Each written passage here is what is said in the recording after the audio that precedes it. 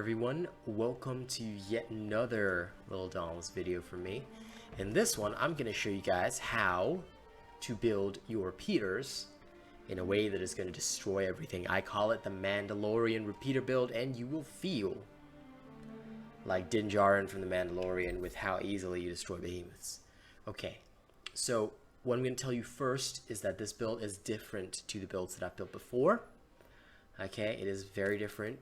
It does not use the same standardized base armor build. No, it's different. So you're going to have to pay attention to what I use for this one, but it is very good.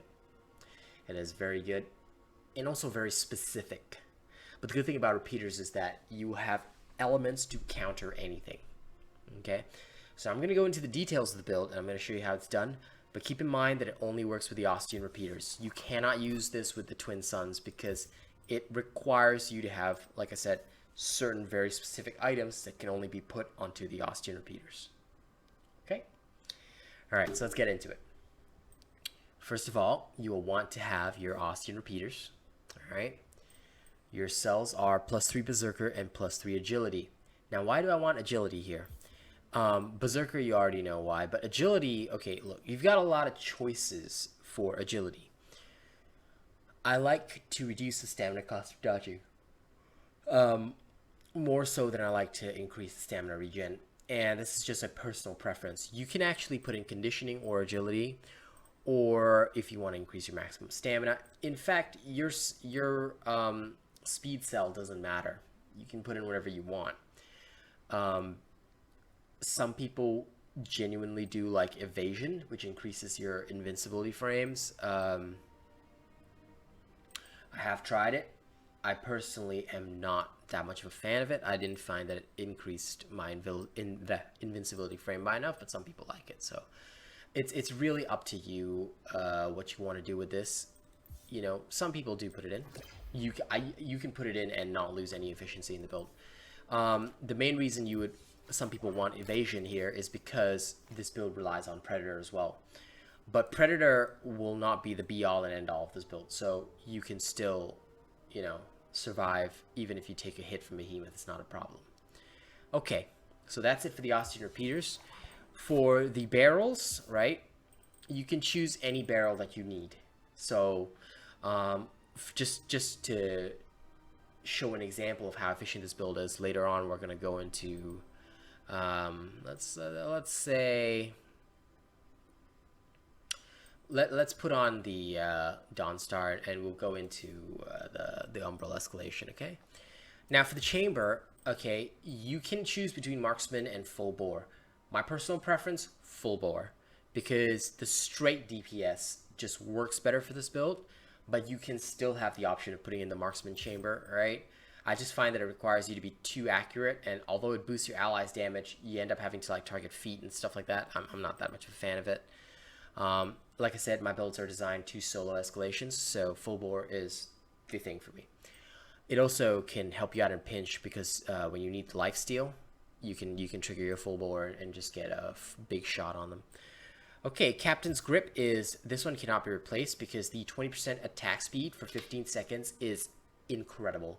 And of course, when it's empowered, you can grant the buff to all Slayers, but if you're playing solo, feel free to just toss out your buff whenever it's ready and grab that attack speed. For your mod, okay, for this one, right, I'm going to qualify things a little bit because there are two ways to play this. Some people like to play this with slightly longer range, meaning that you can take scope sights, so it increases your range by effectively 25%. Okay, so you'd be able to hit harder at a greater distance. I don't like that. I chose to get my DPS even higher by taking the Lucky Magazine.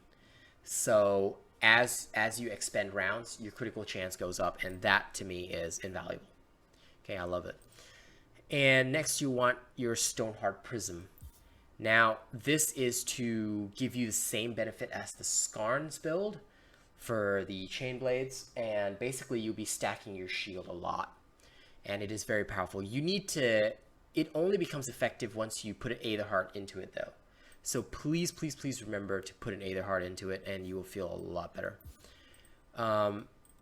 Yeah, in fact, I didn't realize initially that you needed to put in an Aetherheart because they changed that the fact that all of this added damage, you see.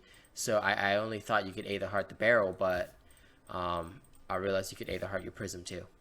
And once you do, it gives you quite a bit of power. So you want to Aether Heart your Stoneheart prism, and you're good to go. Okay, next, your armor. Starting off with the Sight of Stone with +3 toughness, you want to get a +3 Parasitic cell in here. All right, this will give you your lifesteal and basically save your ass. Okay, so that's your Parasitic cell. Here you've got your Drake Scale plate with +3 Aetheric Attunement, and you want your +3 Tenacious cell in this. Now, why do you want the Drake Scale plate? Why do I keep saying plate today? My Asianness is coming out. You want to have the +3 Aetheric Attunement because, all right, you need your lantern to charge fast. And when we get to the lantern, I'll show you why. Your Malkurion's Grasp with a +3 Predator has a +3 Predator cell. This gives you +6 Predator for the 35% damage whenever you don't take a hit. Okay. Next, you have your Gnasher Treads for another +3 toughness and a +3 Tenacious cell. The Tenacious cell basically gives you a damage bonus for however much hit points you have, and for every 50 shields, you get 1% critical strike chance bonus. That's invaluable. Okay, Tenacious and Predator are the cores of this build. Your toughness, of course, by increasing your maximum health, you also increase the bonus for Tenacious. Your Berserker is to give you even more damage bonus, and your Conduit comes from here. So your Lantern, now this is the crux of the build. You cannot change the Lantern. You want Strike Zeal. Why? Because attack speed is so key for the repeaters, and in this build, because you're not using Discipline, you don't have the Wild Frenzy bonus, you don't have any other form of attack bonus other than your Lantern. But you'll be able to keep Strike Zeal up 24/7, and you'll see it when I do the combat example. But in here, previously I put in Aetheric Attunement to charge my Lantern faster. It charged too fast. So what I did was I swapped it out, and I threw in a Conduit cell instead. This gives you even more attack speed bonus for even more damage, and that's what you want. Now, a lot of people have asked me, can I swap out the Drake Scale plate? You could, but your options are fairly limited, and quite frankly, you wouldn't be using a lot of them. Now, you've got Fortress here, which can give you a shield, or you've got 9 lives here, which can reduce your damage, you know. It's really up to you. If you find that you don't need the Aetheric Attunement bonus, you can swap out something that has a, you know, the power cell shaped slot. But now, if this was the Chain Blades, I would have already put in Tokudoros because the Knockout King is invaluable. But yeah, for this, like, there's just nothing else that I would throw in. So, I mean, you're not going to use Rage genuinely because you won't be getting down to 50% health.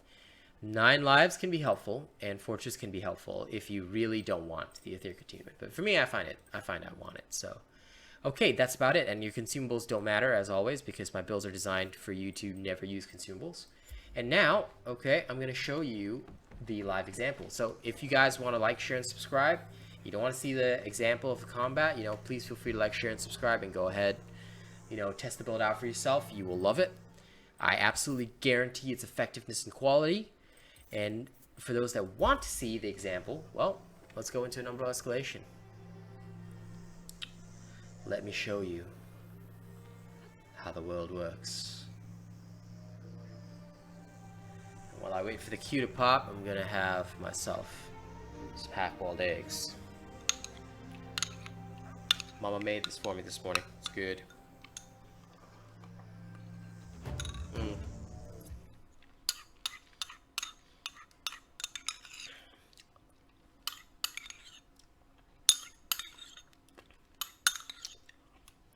Now, the great thing about the repeaters is you can always choose whatever you want.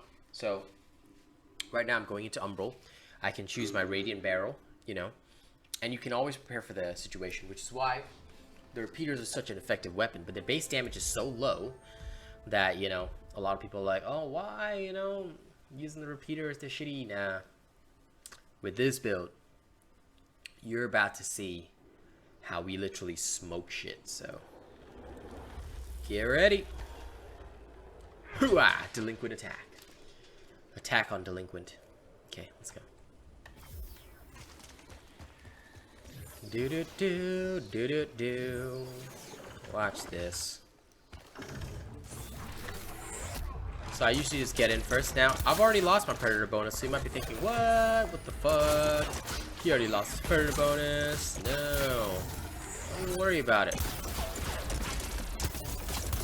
All you need to do is kill. As you see, even without the predator bonus, you're still hitting about like 100 plus on each hit, and that's pretty glorious. So you don't have to worry about taking a hit much. Like, you start getting a lot of shields and stuff. But remember, taking a hit on a shield still reduces your predator bonus, so you want to be careful with that. As soon as I pump out the Shrike Seal and everything, my predator bonus is back, you know, I'll just basically start smoking things. Hitting about 200 per hit, so yeah. Now the only downside is that you can't stagger a behemoth, so, you know, while it's doing this stupid ass attack, you're kind of stuck. But you won't be in a bad situation.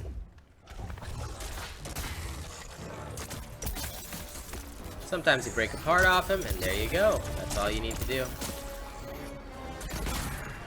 So yep, your full bore barrel, as you can see, is hitting for massive amounts. And yeah, that's basically all it takes, really. Thing's almost dead. So, like I said, you'll feel like the Mandalorian. You will be completely destructive in any situation. There you go, thing's dead. Like I said, you want to see the solo for 2 behemoths, you're about to see that as well. Let's go pick Amp. Oh, Thrill of the Hunt will work just nicely. As I mentioned, this build is designed to be super self-sufficient. You will have immense amounts of shielding, you'll have immense amounts of crit. You'll just be able to destroy your opponents. You know, whoever they are, whatever they are. Doesn't matter. So we got a Koshai and a Skarn. We'll probably wipe out the Skarn first, so here we go. Now the only benefit is that when I do this again, I get to trigger the Shrikes right away. As you can see, my lantern is charged even before it runs out, so you always have your lantern up after the first instance, you know? So that, to me, has been something super valuable and something which I really like.